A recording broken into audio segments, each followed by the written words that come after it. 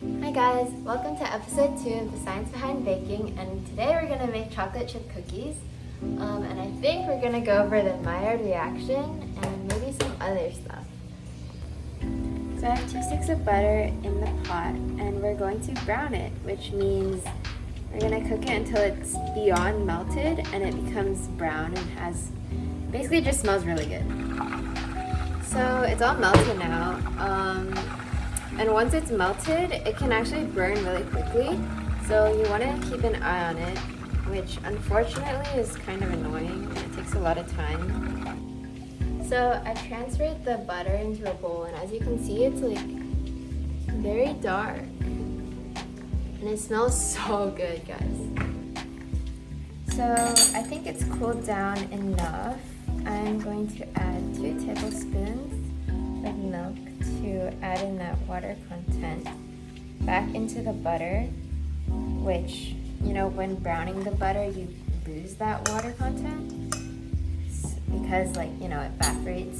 So I'm just going to mix that together.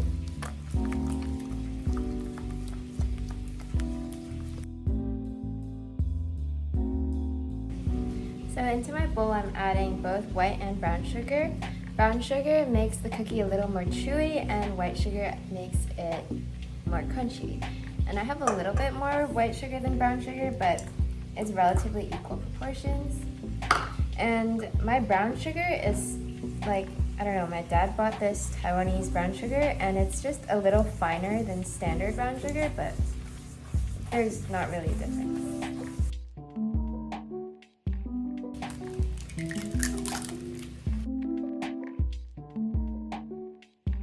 Vanilla extract. We can add the dry ingredients now. In here is flour, salt, and baking soda.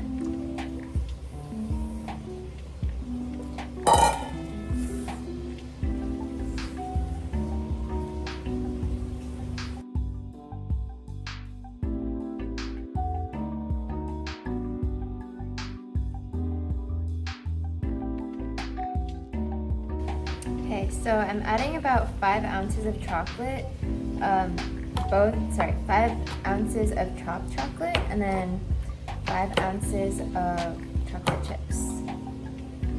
Here's some chocolate cutting ASMR.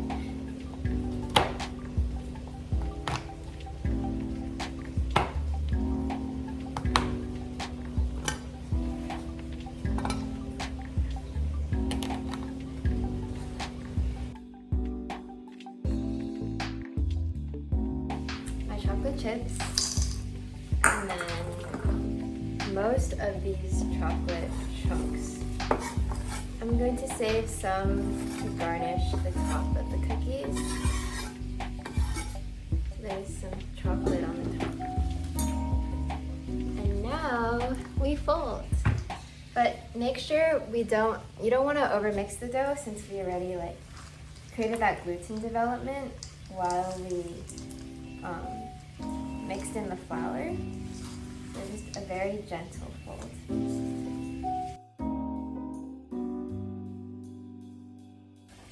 And take some generous scoops, because we're gonna make some big cookies.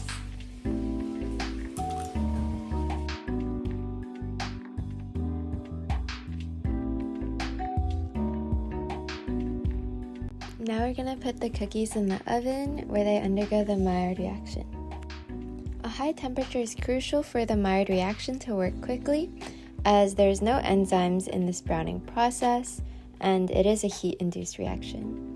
The Maillard reaction is composed of multiple smaller reactions, and in the first step, which is colorless, we see that sugars are substituted on amino acids in the process called glycation. In the next step, sugar molecules link together through a process called dehydration, where basically 2 sugar molecules will connect and kind of push a water molecule out. Fragmentation reactions also occur, and the amino acid proteins get degraded. Oh, and also, this step is kind of a pale yellow. In the final stage, the Maillard reaction produces melanoidins, which are compounds that result in a brown color and a sweet aroma. So something that I thought was also super cool about the Maillard reaction when I was researching was that it can also take place in living organisms, because although we use like a hot oven to let the Maillard reaction take place quickly, it can happen in lower temperatures in living organisms, which can provide antibiotic benefits. So there's this thing where these Maillard reaction products may have a future of combating antibiotic resistance and killing bacteria.